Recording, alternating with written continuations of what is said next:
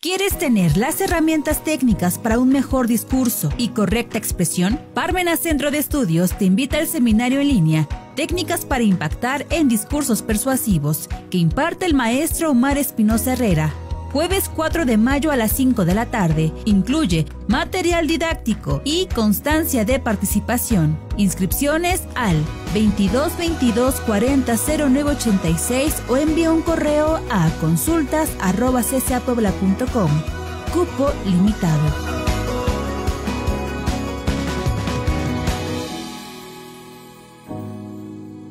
Parmenas Radio presenta Línea de Tiempo.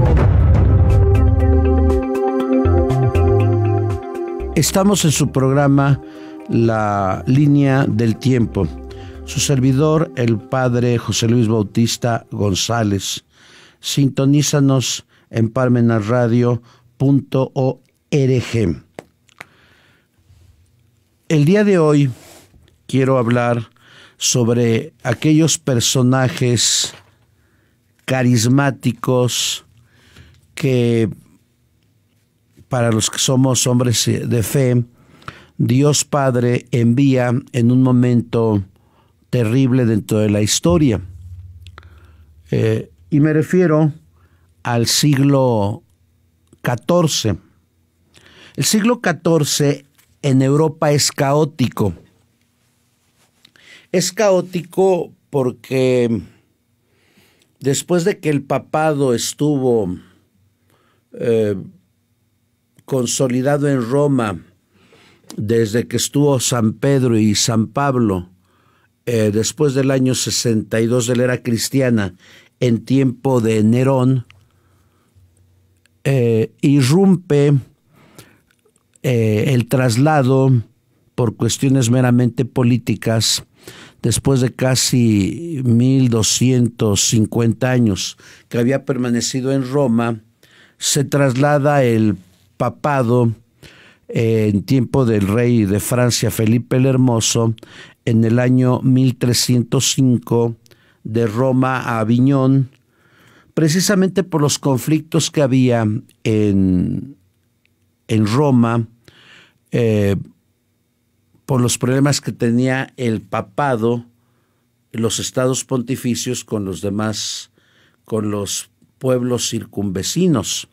Y para eso recordemos, históricamente hablando,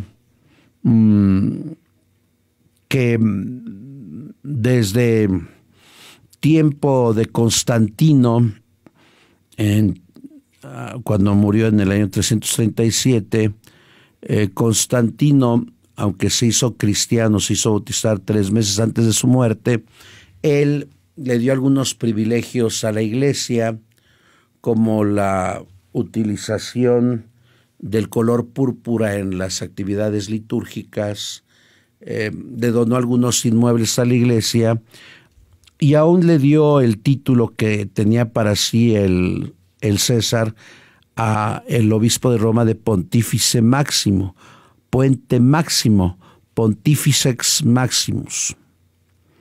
Pero sin creer en las mentiras de Don Brown en su famoso Código Da Vinci, ciertamente el que pide que la Iglesia Católica sea, bueno, no era católica, era Iglesia cristiana, sea para todo el imperio, es en tiempo de Teodosio I con su famoso edicto de Tesalónica en el año 379. Desde aquí, dentro de la historia, todos estos periodos se conocen como césaropapismo. El César quiere estar injerto en los problemas de la Iglesia y el Papa en los problemas del Estado.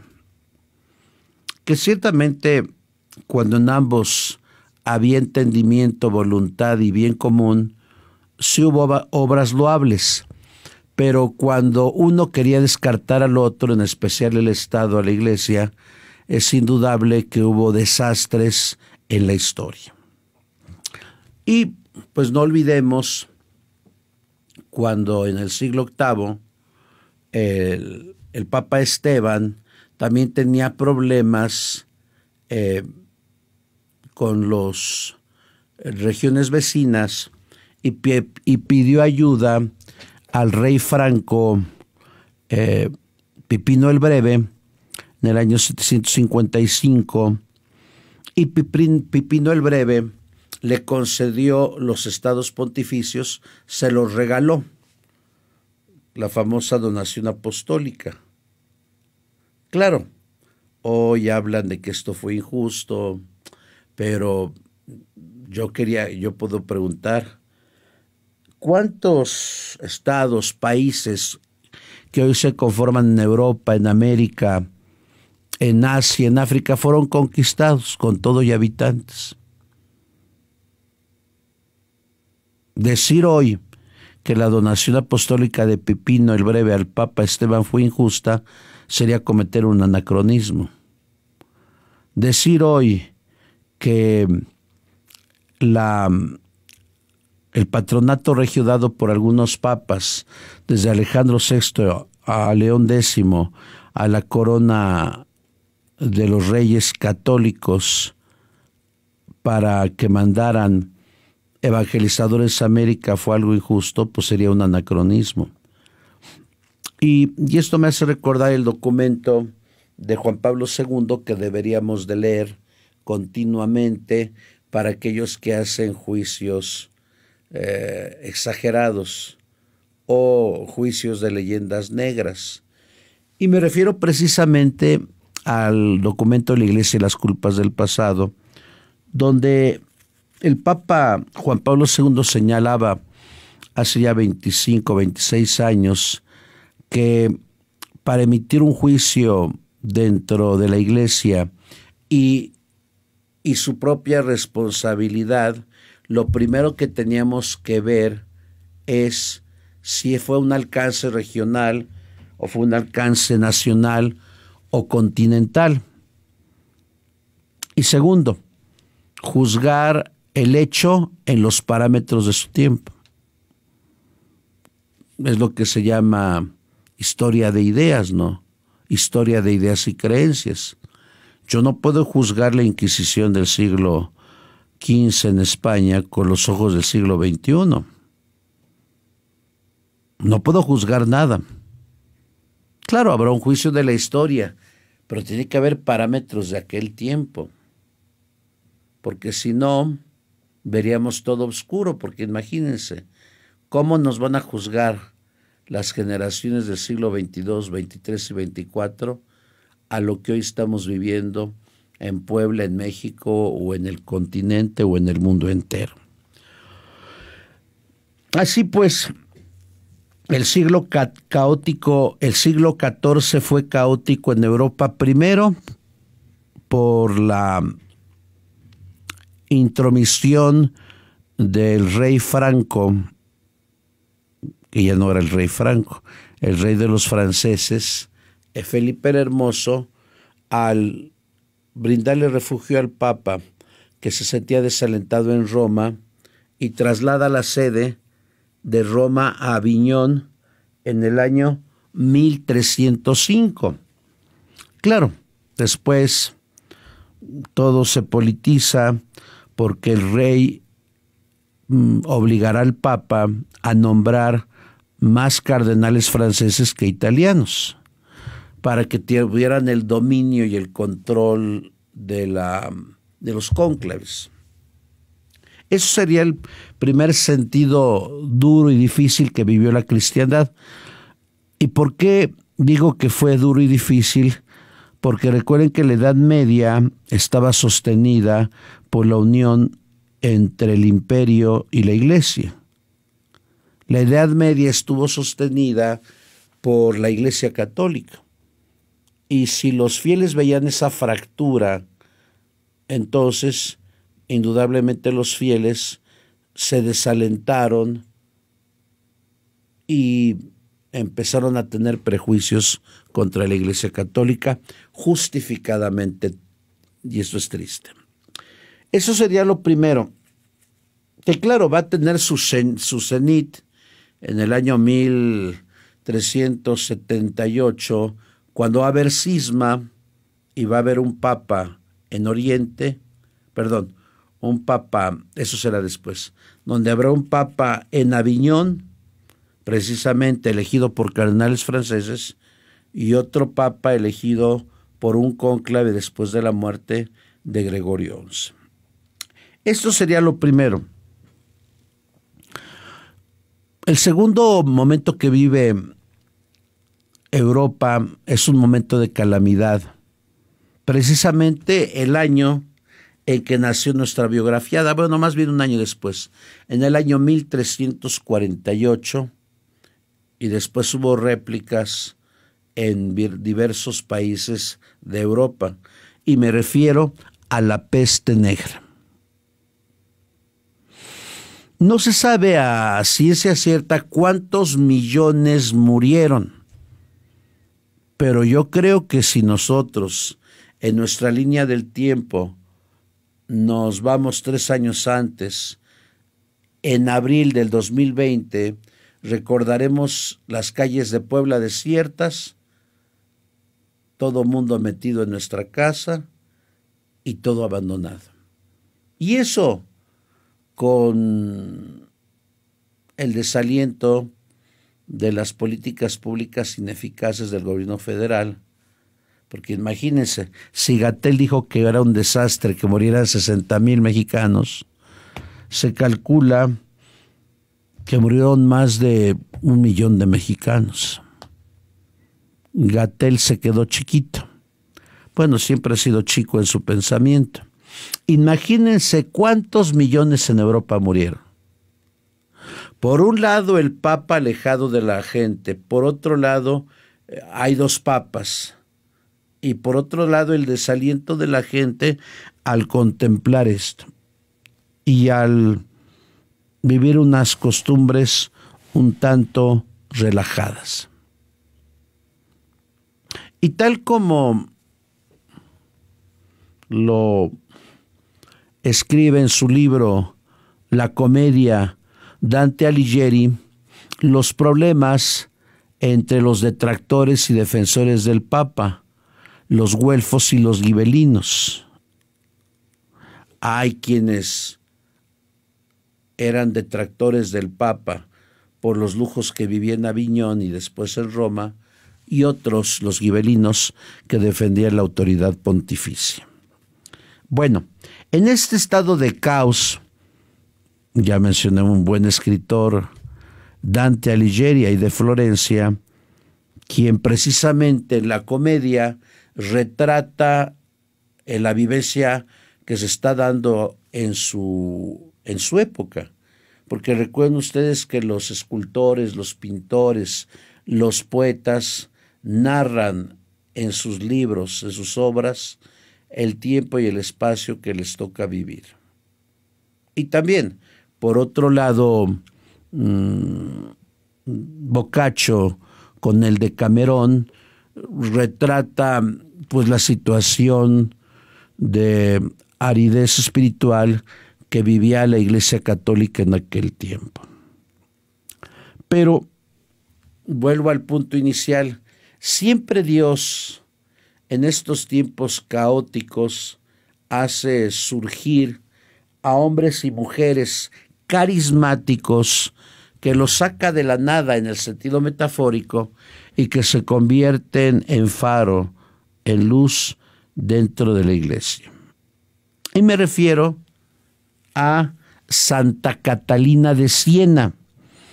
Ella nació el 25 de marzo del año de 1347, hija de Jacobo Beninicasa y de Lapa.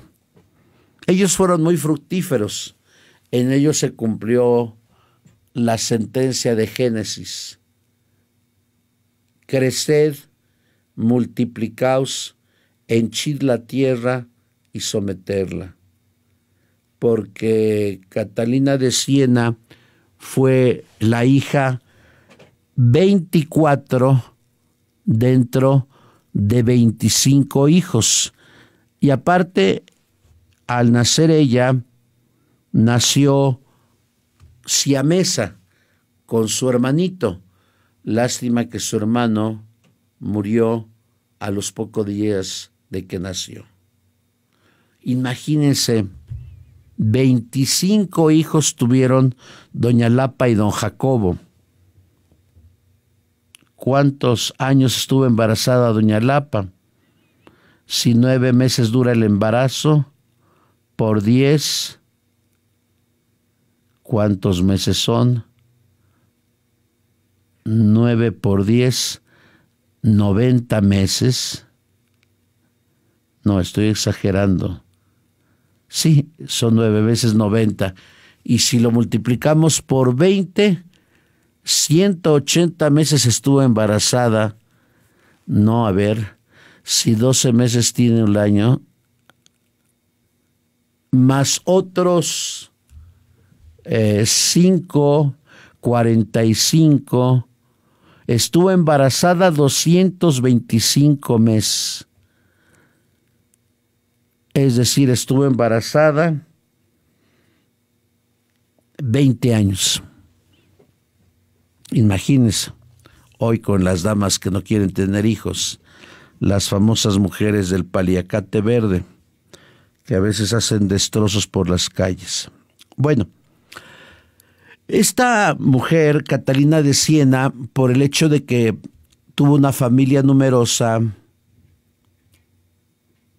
sus fuentes, porque siempre hay que ir a las fuentes para conocer a una persona, está su director espiritual y discípulo, el beato Raimundo de Capua, que es una autoridad porque después fue superior de los dominicos. Pero, ¿cuáles son las fuentes para conocer el pensamiento de Catalina de Siena? Hay 2 fuentes importantes, la leyenda mayor y la leyenda menor. Pero cuando hablamos de leyenda hoy podemos hablar de fantasía, de fábula, de algo que no es cierto. Pero en aquel tiempo la palabra leyenda venía de legio, legis, legere, que significa lo que hay que leer. Entonces, cuando se habla de leyenda, lo que hay que leer, esas serían pues las fuentes importantes para conocer el pensamiento de Santa Catalina de Siena. Ella escribió 3 obras, que por cierto podemos encontrar el libro en la BAC, Biblioteca de Autores Cristianos, y el título es Obras de Santa Catalina de Siena, el diálogo, oraciones y soliloquios. Fue traducido por José Salvador y Conde. Es una obra del año 1996, editada en Madrid. Aquí lo que no tiene este libro serían las cartas, porque son 3 obras: diálogos, oraciones y soliloquios y cartas. Voy a explicar estas 3 obras de manera general y después hablaré del pensamiento de Catalina de Siena. Pero antes, ella no aprendió nunca a leer ni a escribir. Tenía buena memoria y lo que hacía era aprenderse citas de memoria de la Sagrada Escritura, así como oraciones de memoria de las que se rezaban en su tiempo. Imagínense, ¿Cómo puede una mujer que no sabe leer ni escribir tener esta producción bibliográfica de cerca de 1000 páginas que ciertamente algunos amanuenses le ayudaron a hacer el trabajo porque ellos escribieron en su nombre? Es como cuando hacíamos el programa hace 2, 3 años, no recuerdo bien, de Teresa de Ávila. ¿Cómo es posible que Teresa de Ávila, que no fue varios años a la escuela, pudiera escribir Las moradas del castillo interior, o su autobiografía, o constituciones o fundaciones? Ahí se ve indudablemente la luz que ilumina a estos seres excepcionales. Bueno, ahora explico brevemente sus 3 obras. La primera se llama Diálogo y su nombre original es Diálogo de la Divina Providencia. Pero en realidad, si nos vamos a fondo del diálogo, en realidad no es un diálogo. Más bien ahí habla Dios Padre y la Santa en sus visiones le hace preguntas concretas o interviene con frases breves. Pero si nosotros vemos el libro, que aquí lo tengo junto a mí, más que diálogo, es una especie de monólogo, donde en una revelación privada Dios le comunica a Catalina lo que debe de hacer. Claro, aquí debemos decir que es una revelación privada, no es revelación pública. Ahora, su segunda obra son oraciones y soliloquios. Las oraciones son plegarias, súplicas, intercesión, aún por los muertos. Y segundo, ¿qué es un soliloquio? Soliloquio debemos entenderlo como una conversación consigo mismo o una conversación conmigo en voz alta. Eso es un soliloquio. Y eso es lo que escribió Catalina de Siena, Oraciones y Soliloquios. Y la verdad, una mujer de altura. No porque fuera alta, sino de altura porque fue grande interiormente. Y su tercera obra, que por cierto no la edita Lavac, son las cartas. Podríamos decir que lo que Dios le ha comunicado como dogma, como creencia, lo pone en práctica a través de las cartas que ella escribe. Le escribe a amigos, amigas de su propia congregación, le escribe a judíos, a seglares, a sacerdotes, obispos y a cardenales. Y ella es reiterativa en 2 temas: la conversión de la criatura a Dios y la propia santificación. Pero ciertamente no se dobla cuando habla.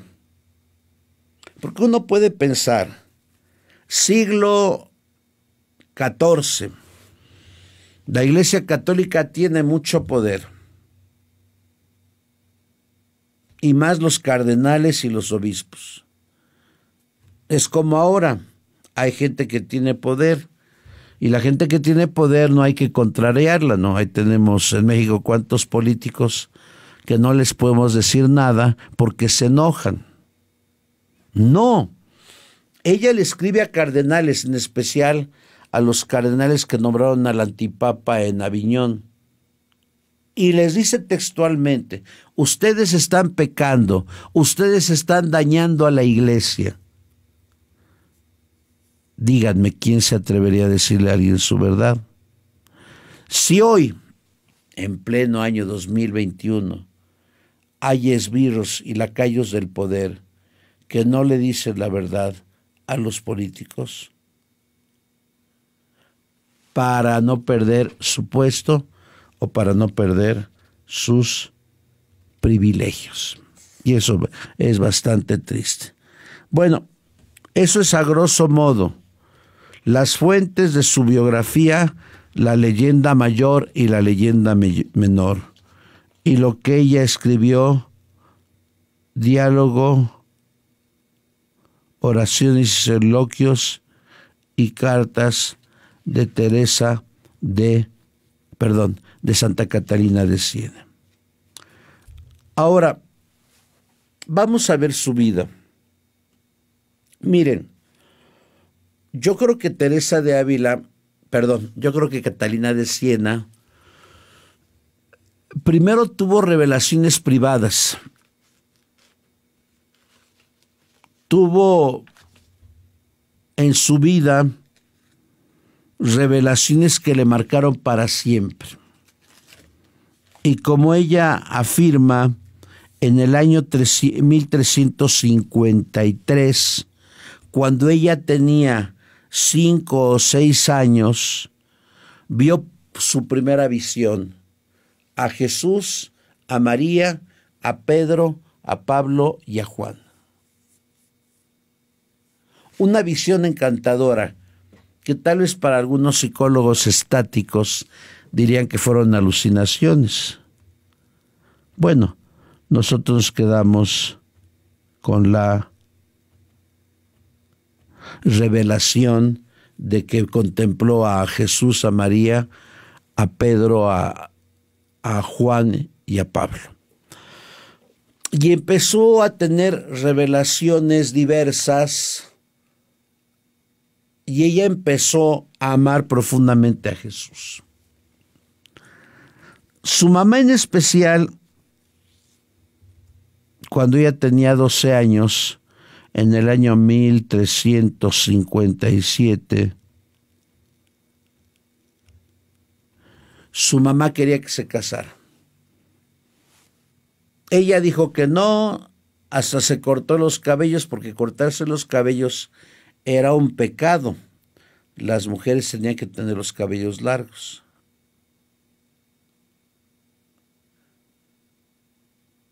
Era un pecado quitarse la cabellera. Y así estuvo la pobre niña desde el año 1354 hasta el año 1363, cerca de 9 años. Fue tal la furia de su mamá que Catalina no se quería casar, que llegó el momento en que la mamá, doña Lapa, dejó a un lado a sus sirvientas y le pidió a su hija que hiciera labor de servicio en su casa, porque estaba enojada con ella.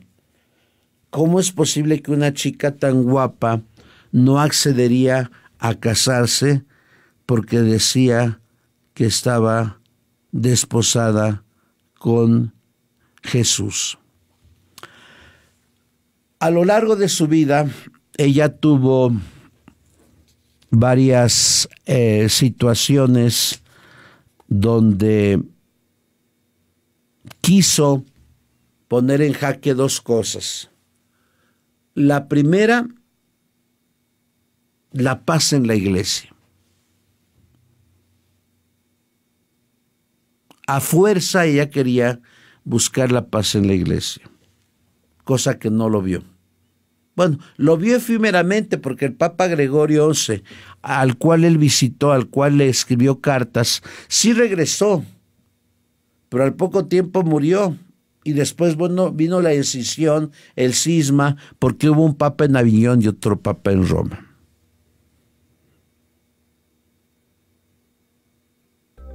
Y segundo, una mujer dispuesta a ayudar a los enfermos de peste. Y nunca ella se contagió de peste. Pues el tiempo nos está comiendo, pero de aquí a 8 días, primero Dios, nos vemos. Muchas gracias.